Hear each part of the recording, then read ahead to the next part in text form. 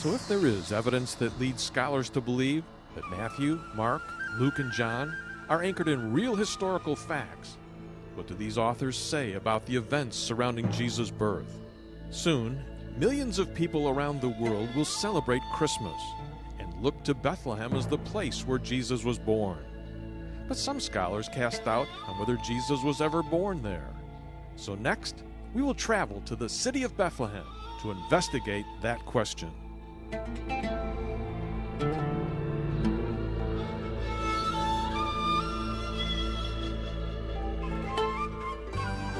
We've come to Bethlehem, to the Church of the Nativity. This is the traditional birthplace of Jesus. Some scholars claim that Jesus wasn't really born here, and we wanted to get a second opinion.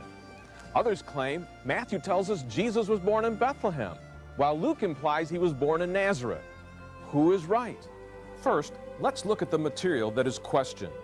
In the Gospel of Matthew, we are told, Jesus was born in Bethlehem of Judea in the days of Herod the king. Then, in the Gospel of Luke, we read, and Joseph also went up from Galilee, from the city of Nazareth to Judea, to the city of David, which is called Bethlehem, because he was of the house and family of David, in order to register along with Mary, who was engaged to him and was with child.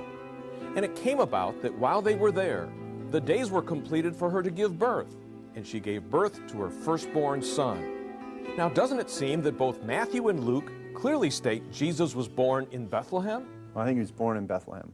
In fact, again, let's take the alternative. What evidence is there that he was born in Nazareth? And my response would be silence. There is none.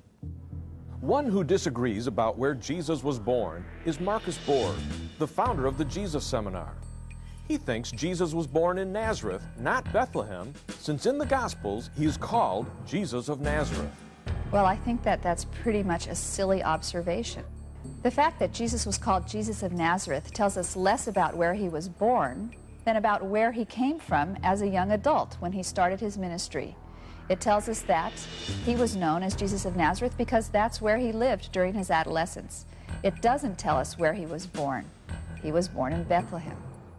Now, to get the whole story of Christmas, we do have to put the two accounts together. Matthew and Luke each present additional facts about what happened.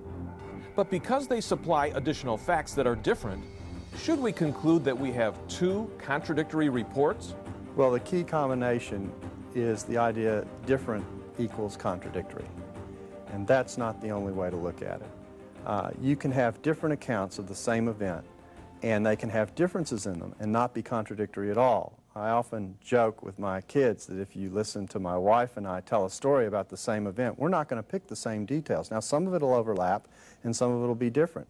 And part of what she tells you is going to be part of the story, and part of what I tell you is going to be part of the story too. And actually, there's great value in having those different accounts because they each penetrate the story at a different angle. And in that difference of penetration, you get more insight into the character and into the event.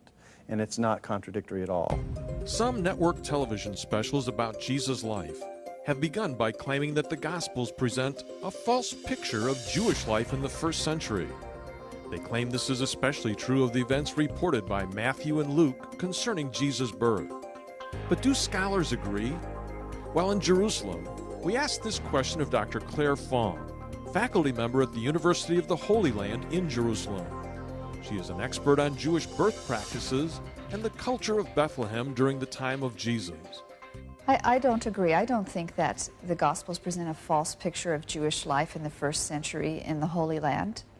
I think, if anything, Luke in particular endeavors to show us the norms of Jewish life. Luke also presents both John the Baptist and Jesus as children who are circumcised on the 8th day in fulfillment of the Abrahamic covenant. Mary and Joseph are pictured as observant, pious Jews who bring Jesus up according to the law of Moses and present him in the temple. Luke also tells us that as a family, they went up to the great pilgrimage feasts in Jerusalem, such as the time of Passover. And later in Jesus' life, it's reiterated time and again that it was his practice to go to the synagogue on Shabbat, on the Sabbath, and that he was pious and observant of Jewish traditions. I think that we see an enormous amount of material that authentically reflects Jewish life in the first century in the Holy Land in the Gospels. We asked archaeologist Dr. Megan Broshi if he thinks information from this part of the world supports what the Gospel writers say.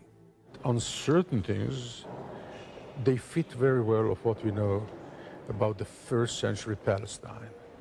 Fit very well because they give us a good picture of what was here, and archaeology can prove it. Now, archaeology doesn't prove that Jesus was really God's son.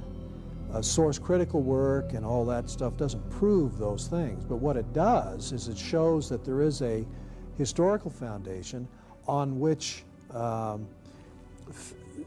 confessions of faith, or against, in the light of which confessions of faith make